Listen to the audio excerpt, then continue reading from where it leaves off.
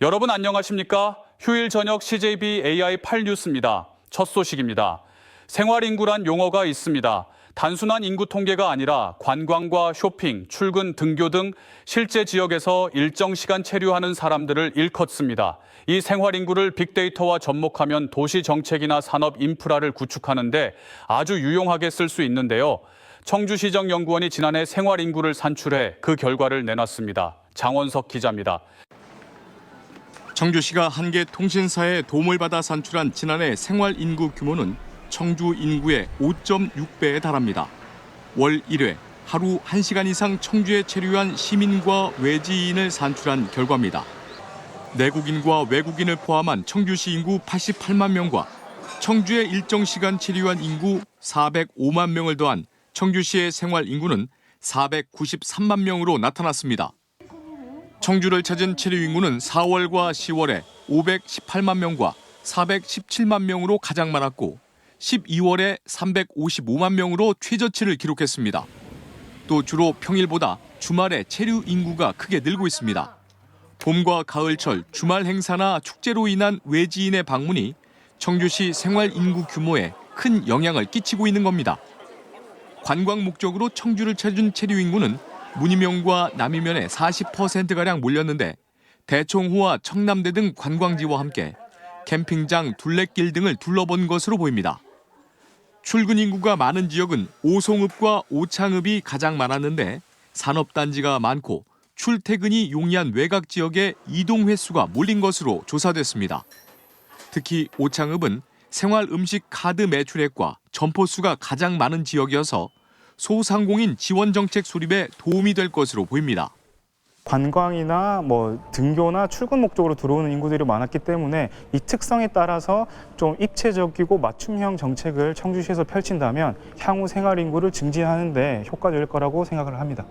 청주시는 이번 조사로 대략적인 생활 인구 규모 파악이 가능해진 것으로 보고 앞으로 추가 조사를 통해 도시 인구 정책에 반영할 계획입니다. CJB 장원석입니다. CJB는 지난 2월 희귀병으로 입이 잘 벌어지지 않아 음식을 잘 먹지도 씹지도 못하던 지민이의 사연을 전해드렸는데요. 많은 분들의 마음이 모아져 지민이 부모님은 병원비 걱정을 덜 수 있게 됐습니다. 김민영 기자입니다. 유전자 이상으로 입이 잘 벌어지지 않는 희귀병을 앓고 있는 지민이. 식사도 제대로 못해 이유식으로 끼니를 때우다 보니 발달 또한 느립니다. 엎친 데 덮친 격으로 발달장애와 지적장애 치료도 필요하게 됐습니다. 하지만 일용직으로 생계를 이어가고 있는 지민이네로서는 매번 30만 원씩 드는 희귀병 치료비와 장애 진료비 모두를 감당하기엔 벅차기만 합니다. 이런 지민이네의 사연이 소개된 후 십시일반 사랑의 손길이 이어졌습니다. 카카오 가치가치에서 개인 후원자들이 1,000만 원을, 초록우산 어린이재단에서 981만 60원을, 한 통화에 3,000원인 ARS 전화와 모금 계좌로 모인 349만 3,100원이 더해져 모두 2,330만 3,160원의 성금이 지민이네 가족에게 전달됐습니다. 산불 피해로 인해서 좀 어려운 상황 속에서도 많은 시민분들이 도움을 주셔가지고 아동 가정의 모금이 잘 되었고요. 아이의 의료비, 생계비로 잘 사용할 수 있도록. 지민이네 가족은 각계각층의 온정이 고마울 따름입니다. 의외로 아직도 다른 사람의 아픔에 많이 공감하시고 도와주려고 하시는 분들이 많다고 이제 느끼면서 저희도 이제 아이들을 남을 돕는 사람으로 키워야겠다는.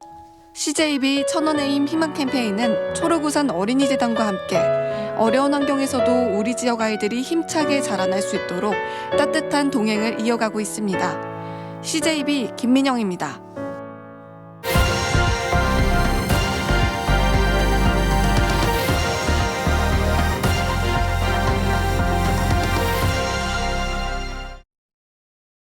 반구천의 암각화가 오는 7월이면 우리나라 17번째 세계유산으로 등재될 전망입니다.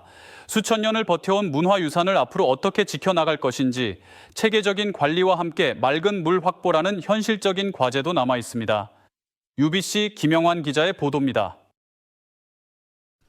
암벽 상단엔 선사시대 문양과 동물 그림이 그려져 있고 하단엔 통일 신라시대 명문이 새겨진 국보 147호, 울주 천전리 명문과 안각합니다. 호랑이와 멧돼지, 고래 등의 동물과 사냥 장면 등 수백 점의 그림이 생동감 있게 새겨진 암벽은 국보 285호 방구대 안각합니다. 방구천의 암각하란 이름으로 7월 세계유산 등재를 위한 최종 승인 절차만 남겨두고 있습니다. 세계유산으로 등재되면 이곳은 앞으로 전 세계적인 주목을 받게 됩니다. 체계적인 보존과 관리가 시급한 이유입니다. 울산시는 정비와 복원, 관광 활성화 방안을 마련하는 종합 정비계획 수립 용역을 진행할 계획입니다. 이와 함께 수려한 경관을 보면서 걸을 수 있는 11.6km 길이의 탐방로와 수생식물 군락지를 조성하고 전시와 체험이 가능한 세계 암각화 센터도 건립할 예정입니다. 세계적인 보호 관리 대책을 수립해야 합니다. 이와 함께 방구천 둘레길 조성 등 관광 전략까지 마련해서 세계인의 보물답게 잘 가꾸고 지키겠습니다. 암각화 보존을 위해 사연댐의 수위를 낮추면서 울산은 하루 3만 톤의 물을 흘려보내고 있는데 수문을 설치하게 되면 19,000톤이 더 줄어듭니다. 필연적으로 버려지는 4만 9천 톤에 부족분 4만 톤을 합한 8만 9천 톤의 맑은 물이 필요한 상태입니다.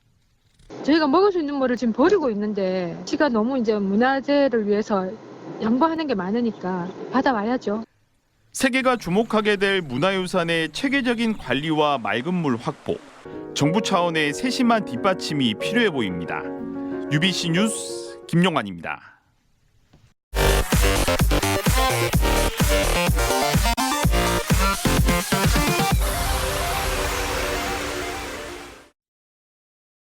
중국에서 충북 세일즈에 나선 충북 대표단이 1,000만 달러가 넘는 수출 계약에 성공했습니다.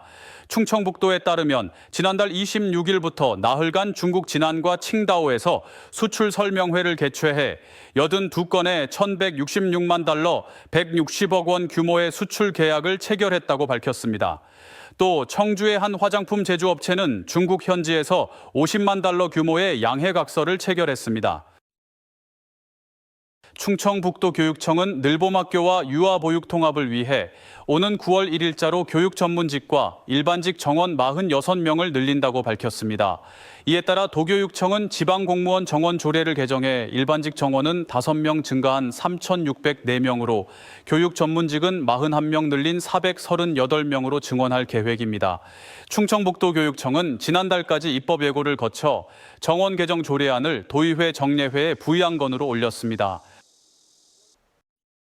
충북대와의 흡수통합 반대를 주장하는 한국교통대 독자발전 범시민대책위원회가 교육부의 통합 유보 결정에 대해 작은 승리라며 환영한다는 입장을 밝혔습니다. 교육부는 지난달 30일 부산대와 부산교대 등 전국 9개 국공립대 통합을 승인했지만 충북대와 교통대 통합 승인은 보류하면서 오는 2027년 통합 대학 출범의 차질이 예상됩니다. 지난해 12월 통합교명은 충북대로 하기로 했으나 교통대 캠퍼스가 있는 경기도 의왕시가 크게 반발하고 있고 충주범대위도 교통대란 명칭에 무게를 둘 것을 주장하고 있습니다. 괴상훈의 한 달 사망자 수가 출생아 수보다 24배나 많은 것으로 나타났습니다. 군 인구 통계에 따르면 지난 4월 괴산 지역 사망자 수는 48명으로 출생아 수 2명의 24배에 달했으며 노인 비율은 42.8%로 초고령 사회 기준인 20%보다 2배 이상 높았습니다. 괴상훈의 인구는 지난해 4월 기준 3만 6천여 명으로 최근 3년 사이 해마다 최고 500여 명씩 감소하고 있습니다. 청주지방법원은 특별감시 대상이 아닌 입원 환자의 추락 사고를 예견하기 어려웠다면 의료진의 업무상 주의 의무를 위반했다고 볼 수 없다고 판시했습니다.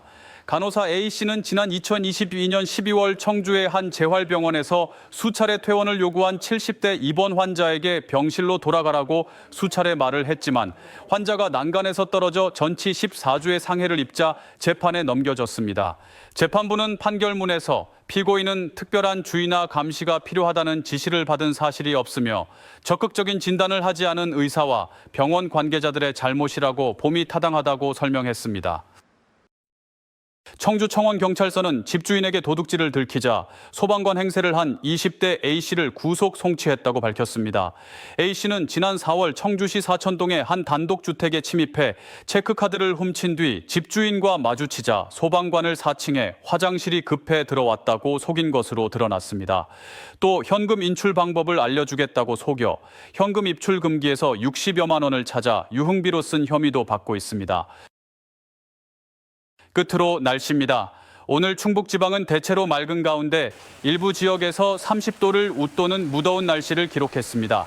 낮 최고 기온은 제천이 30.5도로 가장 높았고 도내 대부분 지역이 28도에서 30도의 분포로 어제보다 3, 4도가량 높았습니다. 내일 아침 최저 기온은 15도에서 18도의 분포로 오늘보다 최고 4도가량 오르겠습니다.